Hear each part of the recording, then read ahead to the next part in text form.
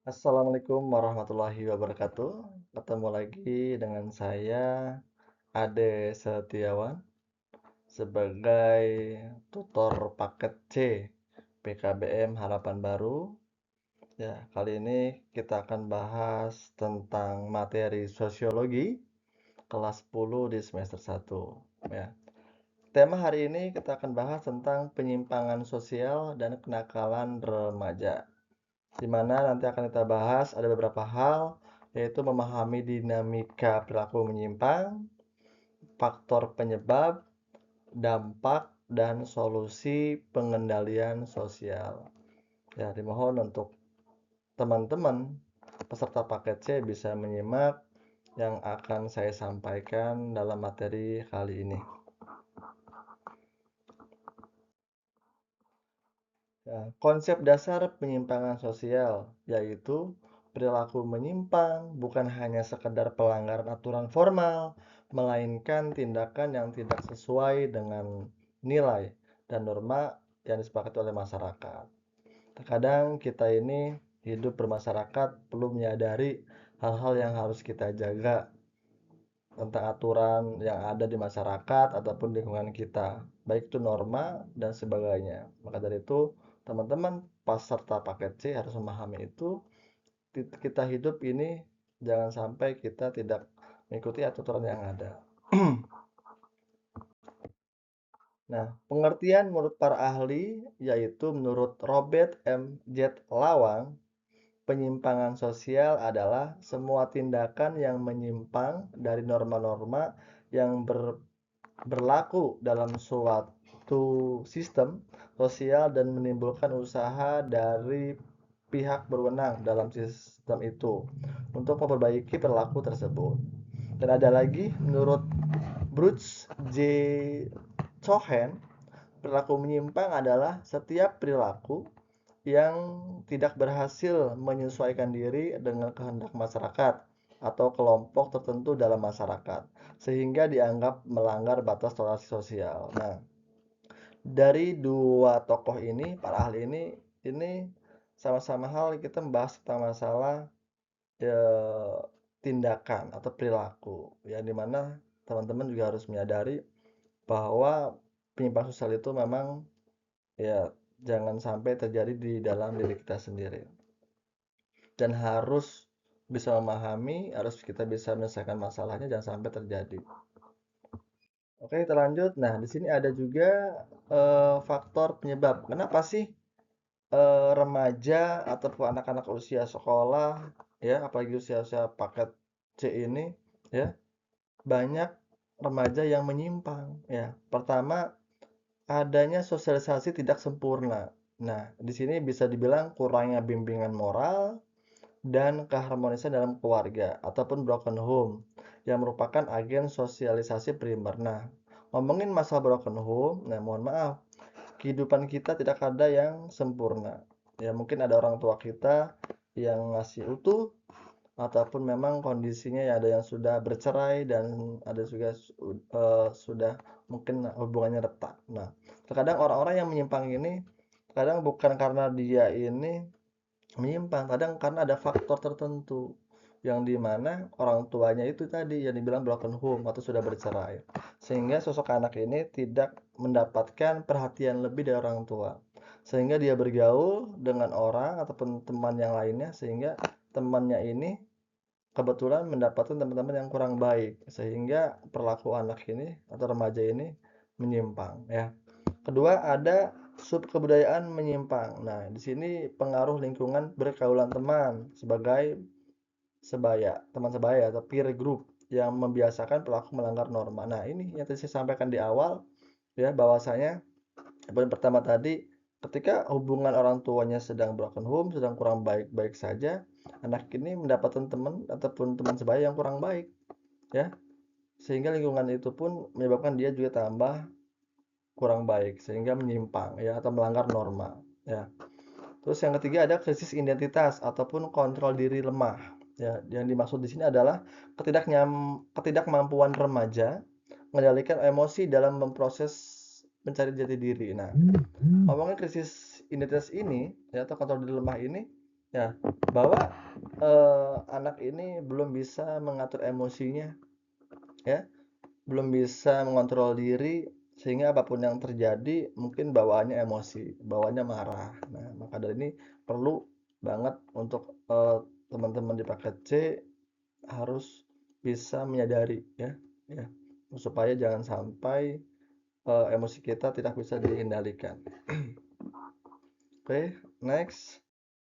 Nah, di sini ada bentuk-bentuk penyimpangan ya. Yang pertama ada berdasarkan sifat. Nah, sifat ini kebagi dua ya. Ada yang primer dan sekunder ya. Kalau primer menyimpang sementara dan masih ditoleransi ya. Kalau sekunder dilakukan berulang kali dan berujung sanksi tegas. Nah, kalau ngomongin sifat ya, kadang orang itu kalau ngomongin primer, dia menyimpang, tapi kadang hilaf ya itu sementara. Nah, itu bisa toleransi, kita bisa maafkan. Tapi kalau ada juga yang sekunder itu yang dilakukan berulang-ulang kali, dia udah sadar tapi terus aja ya dilakukan. Nah, ini juga harus harus bisa apa namanya?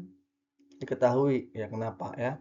Oke, kedua ada juga berdasarkan perilaku. Nah, perilaku juga kebagi dua, ada individu, ada kelompok. Kalau individu dilakukan sendiri tanpa terlibat orang lain.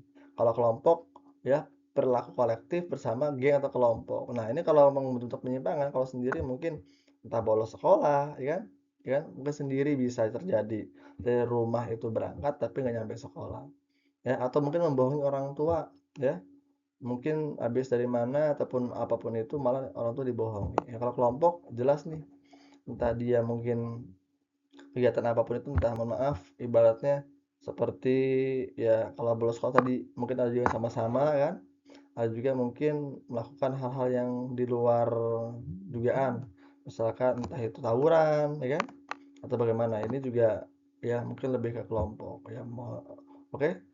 Ketiga, ada berdasarkan arah. Nah, arah itu juga bagi dua. Ada yang positif, ada yang negatif. Kalau positif, ya, membawa pembaharuan yang bertentangan tradisi lama. Negatif, berdampak buruk dan merugikan publik. Ya. Nah, di sini ada ragam kenakalan remaja. Ini saya tuliskan beberapa contoh. Pertama ada tawuran belajar, ya. Bisa diartikan dalam bentrok fisik antar sekolah yang membahayakan nyawa dan merusak fasilitas umum. Ini yang tawuran pelajar. Kedua ada juga penyalahgunaan narkoba atau dan miras, ya. Merusak kesehatan fisik, dampaknya ya, saraf otak, serta mental psikologis remaja. Ada juga cyberbullying dan vandalisme. Ini lebih ke perundungan media sosial serta coret-coret liar di tempat publik. Ini kita sering temu ya. Ada yang menghujat di WA ya ataupun mungkin di Instagram ataupun mungkin di Telegram. Nah, Nah, ada juga yang kadang kita lihat tembak-tembak orang-orang yang memang nggak bersalah atau orang-orang kok dicoret-coret dengan tulisan-tulisan yang mungkin kurang baik. Nah, ini juga satu bentuk dari vandalisme. Terakhir ada pergaulan bebas. Nah, ini yang sangat ngeri banget ya. Semua juga jangan sampai kita lakukan, kita hindari ya. Ini pelanggaran norma kesusilaan dan etika bermasyarakat yang merugikan masa depan. Nah, ini kan mohon maaf hubungan bebas ini kan mungkin kayak pemerkosaan segala macam ya seksual ya. Jangan sampai terjadi pada eh, anak-anak di paket C ya. Dimohon ini harus kita pahami bersama bahwa ada 4 tipe ini yang memang jangan sampai kita lakukan ya, harus kita hindari. Nah, oke. Nah, di sini ada pengaruh lingkungan sebaya. Nah, dari menurut teori differential association, menurut Edwin H. Sutherland, ya, perilaku menyimpang dipelajari melalui proses interaksi intim dengan kelompok kawan sebaya atau peer group. Ya, remaja yang remaja yang terisolasi dari nilai positif keluarga cenderung mengadopsi norma menyimpang kelompoknya agar diterima dalam pergaulan. Nah, ini kurang lebih hampir 78% ini peran kelompok itu sebenarnya sangat penting ya. Makanya kita harus bisa memilih ya, ketika kita punya teman, punya kawan ya, kita harus mengetahui lebih ke mana arah jalannya. Jangan sampai ke arah yang negatif ya. Kalau banyak yang positif ya teruskan, kalau negatif kita coba untuk hindari ya. Oke. Nah, di Di sini ada juga dampak penyimpangan sosial. Nah, teman-teman, ya, di sini ada 3 bagian. Pertama ngomongin dampak penyimpangan sosial tuh pertama ada dari ya apa, dari bagi diri sendiri. Nah, bisa diartikan sebagai masa depan terancam, mengalami gangguan psikologis, ya, merasa bersalah, cemas, serta pengasingan dan label negatif ataupun labeling teori dari masyarakat. Nah, kalau udah lari ke pada diri sendiri kadang suka diomongin sama masyarakat ya kan, bahwa si A tuh gini gini gini, si B gini gini. Nah, ini juga ya jangan sampai terjadi pada diri kita sendiri. Kedua, bagi keluarga. Nah, mencemarkan nama baik keluarga, merobohkan keharmonisan keluarga, orang tua, dan anak, serta menimbulkan beban emosional dan finansial. Nah, ini juga dampak dari penyimpangan sosial. Nah, ketika teman-teman, mohon maaf, ketika teman-teman misalkan ya ketahuan untuk seperti tawuran, tangkap polisi, pasti kan keluarga juga akan dipanggil oleh pihak polisi. Dan juga kan situ juga kan akan menimbulkan hal-hal yang memang kurang baik di antara keluarga kita ya. Entah saling menyalahkan atau sebagaimana ya. Ketiga ada bagi masyarakat, mengganggu ketertiban umum, menimbulkan rasa tidak aman, merusak norma dan nilai sosial, serta memicu ketegangan antar warga. Nah, ini juga sama kayak geng-geng motor ya kan, itu penyimpangan sosial kan ya, tawuran ya kan, ketika masyarakat ya sama geram ya, karena mengganggu aktivitas mereka ya. Ya, ya tadi aman kok jadi rame ya gitu. Jadi teman-teman juga harus bisa memahami ini ya, mana yang sekiranya kita harus kita lakukan, mana yang tidak ya. Jangan sampai teman-teman malah ke hal-hal yang negatif. Nah, di sini ada lembaga ya, lembaga pengendalian sosial. Nah, memang ini sangat penting banget untuk kita hadirkan bahwasanya lembaga-lembaga ini juga berperan penting untuk mengawasi lingkungan kita. Pertama ada lingkungan sekolah. Ya, untuk menghindari hal penyimpangan sosial, ya, lingkungan sekolah, ya, harus menanamkan budi pekerti, disiplin, serta sarana ekskulikuler untuk menyalurkan energi positif. Nah, kenapa saya bilang ada ekskul di sini? Daripada anak-anak itu sekolah pulang pergi, ya, mending mungkin diisi dengan hal yang positif. Ada mungkin entah di paskibra, basket, ya kan? Mungkin ada juga di bola, ya, ataupun di pramuka dan lainnya. Sehingga anak-anak yang memang yang punya kebiasaan bermain bisa disalurkan ke hal-hal yang lebih positif. Nah, kedua ada lingkungan keluarga. Nah, ini sangat penting banget untuk kita simak ya soal keluarga. Karena bagaimanapun anak ini bermasalah, remaja ini bermasalah bukan karena di sekolah, ya, bukan karena di lingkungan, ya, ataupun di luar sama teman-teman ya. Kadang masalah itu berawal dari lingkungan keluarga. Kenapa saya bilang keluarga? Ya karena mungkin dia tidak merasakan kasih sayang, ya, tidak merasa diawasi oleh keluarga. Terus komunikasi juga memang kurang berjalan. Sehingga anak ini butuh perhatian lebih, sehingga dia bergaul sama teman-teman di luar, sehingga dapat teman-teman yang kurang baik. Ya, maka dari itu peran keluarga di sini sangat penting untuk menjadi madrasah pertama di rumah. Ya, untuk anak-anaknya ini sangat penting. Mohon ya teman-teman, nanti juga teman-teman akan jadi kepala keluarga, akan jadi ibu rumah tangga, bapak ayah kepala keluarga. Tolong ya harus disimak, keluarga ini sangat penting intinya di rumah sendiri itu sendiri. Ketiga, di sini ada masyarakat dan tokoh. Nah, tokohnya juga banyak. Mungkin ada ustadz, ada karang taruna, ada mungkin RT, kan? Ada mungkin tokoh keagamaan, ya, atau ulama segala macam. Mungkin ada juga beberapa mungkin yang punya profesi yang memang merasa di apa bisa diminta pendapatnya. Nah, ini masyarakat juga sangat penting untuk pengendalian sosial. Apa? Ketika memang ketemu dengan anak-anak yang memang atau remaja yang kurang baik, bisa dibilang diingatkan ya, diberi masukan supaya bersifatnya lakuannya supaya jadi yang positif. Oke, ya. Nah, apa upaya penanggulangannya? Nah, di sini ada jenis bentuk, tujuan, pelaksanaan utama dan contoh tindakan. Nah, kita yang pertama dulu preventif. Nah, preventif itu pencegahan sebelum terjadi penyimpangan. Berarti ada namanya sosialisasi, itu kan ya, bisa dari keluarga ataupun sekolah. Nah, ini kan tindakan konkretnya apa? Ya penyuluhan anti narkoba, contohnya kan pembinaan karakter ataupun moral. Kedua ada represif. Sini tujuannya penindakan setelah terjadi penyimpangan, ya, bisa di sekolah atau kepolisian, ya. Contoh konkretnya di sini ada pemberian sanksi formal, razia tata tertib atau proses hukum. Terakhir ada kuratif. Nah, kuratif ini penyembuhan dan pemulihan pelaku, berarti kan sudah terjadi. Nah, ini jangan kita hindari ya sebenarnya kan itu. Nanti kan ada upaya lembaga konseling, bisa di rehabilitasi medis, ya rehabilitasi medis, sosial kecanduan atau terapi psikologi. Nah, usahakan ya jangan sampai terjadi, apalagi sampai di kuratif, Pak. Berarti udah terjadi, udah harus kita rehab ya.